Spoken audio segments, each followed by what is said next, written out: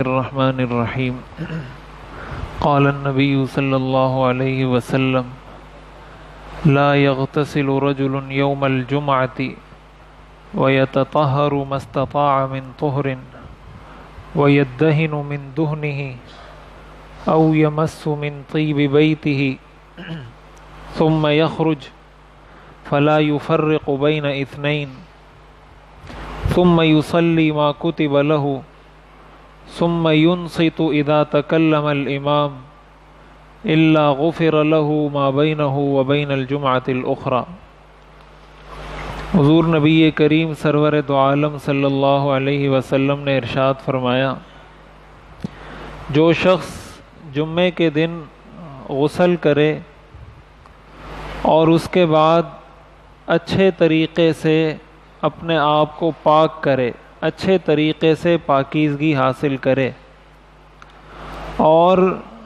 اپنے بالوں میں اپنے سر میں تیل لگائے یا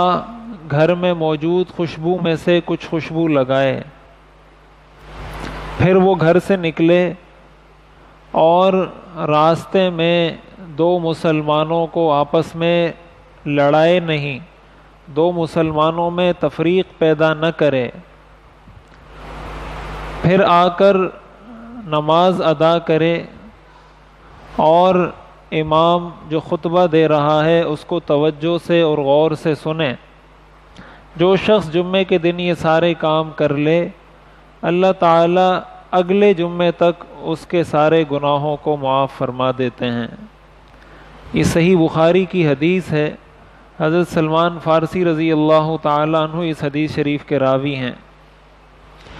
اس حدیث میں حضور علیہ الصلاۃ والسلام نے جمعے کے دن کے کچھ آداب مسلمانوں کو سکھائے ہیں۔ پہلا ادب،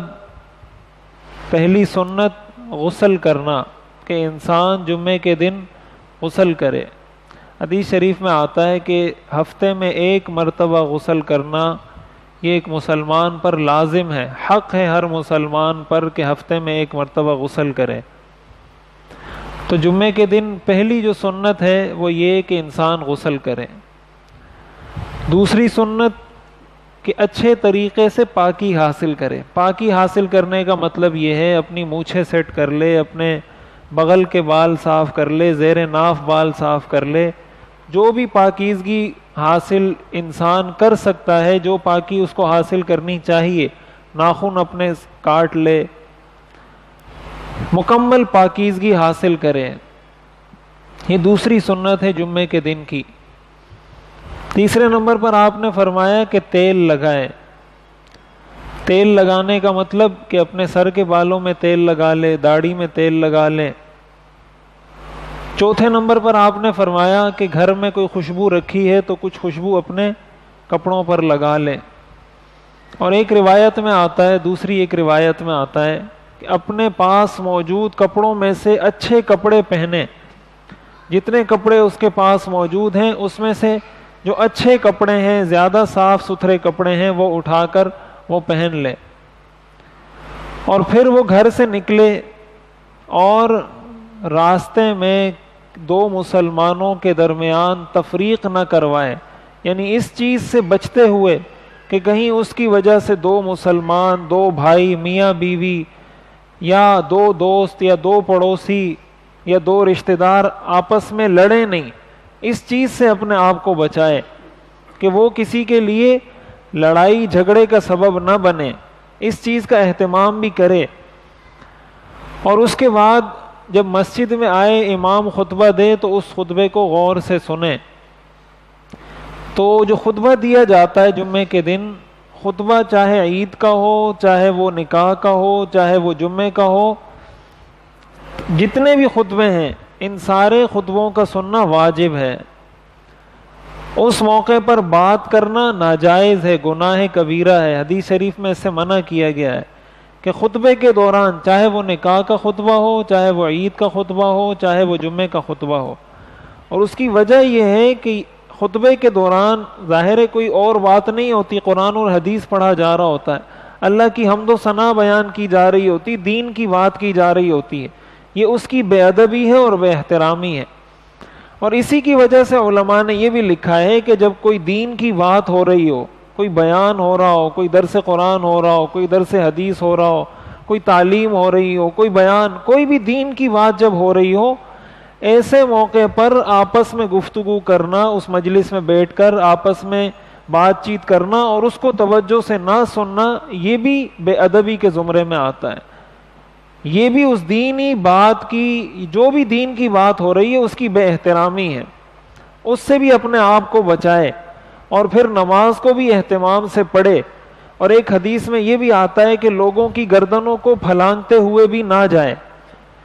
تو آپ نے فرمایا کہ اس جمعے سے اگلے جمعے تک اس کے گناہوں کی اللہ تعالیٰ مغفرت فرما دیتے ہیں۔ اب دیکھیں، یہ ساری چیزیں جو اس حدیث میں ذکر کی گئی ہیں یہ انسان کی بنیادی ضرورت ہے۔ غسل بھی وہ اپنے لیے کرتا ہے، سر میں تیل بھی اپنے فائدے کے لیے لگاتا ہے، خوشبو بھی اپنے فائدے کے لیے لگاتا ہے،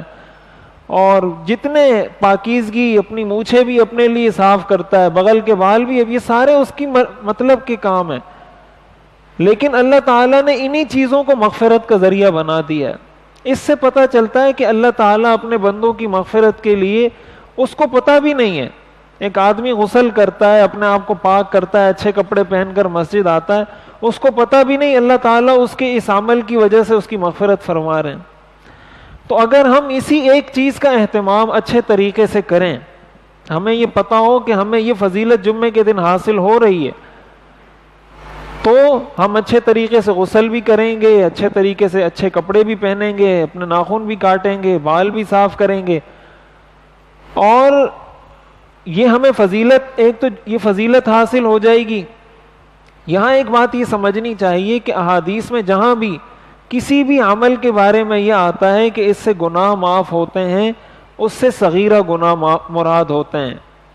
کبیرہ گناہ بغیر توبہ کے معاف نہیں ہوتے۔ مثلا کسی نے کسی پر ظلم کیا ہے، تو اب اس کا گناہ اس وقت معاف ہوگا کہ ایک تو اللہ سے توبہ کرے، ایک اس بندے سے جس پر ظلم کیا اس سے جا کے معافی مانگے، وہ اپنا حق معاف کرے، تب جا کر کبیرہ گناہ معاف ہوگا۔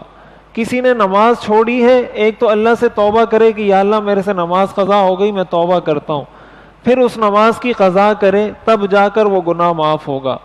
تو کبیرہ گناہ توبہ کے بغیر معاف نہیں ہوتا۔ تو انسان، تو علماء نے لکھا ہے کہ جب انسان سے گناہ ہو، ظاہر انسان ہے اس سے ہر وقت غلطی ہوتی ہے، جب گناہ ہو اسی موقع پر وہیں بیٹھے بیٹھے توبہ کر لے، جو گناہ ہوا ہے، چھوٹا ہوا ہے بڑا ہوا ہے، جو گناہ ہوا جہاں ہوا وہیں بیٹھے بیٹھے اس کی توبہ بھی کر لیں، اللہ تعالیٰ توبہ کو قبول فرماتے ہیں۔ تو اگر انسان جمعے کے دن یہ اہتمام بھی کرے، ساتھ ساتھ جمعے کے دن اپنے کبیرہ گناہوں سے بھی توبہ کر لے کہ یا اللہ میں آج جمعے کا دن ہے، برکت والا دن ہے، میں اپنے سارے گناہوں سے توبہ کرتا ہوں، کبیرہ گناہ، آئندہ آپ کی نافرمانی نہیں کروں گا،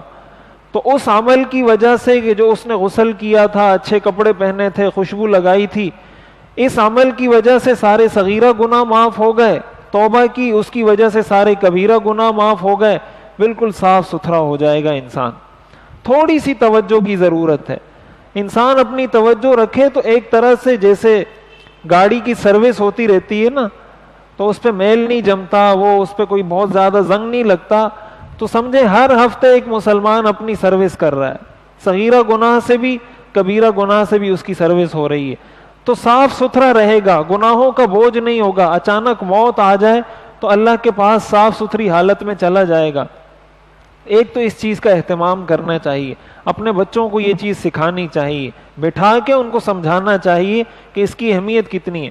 دوسری ایک اہم بات جو ہمیں معلوم ہوتی ہے اس حدیث سے، وہ یہ کہ اسلام میں صفائی ستھرائی کی اہمیت کتنی زیادہ ہے،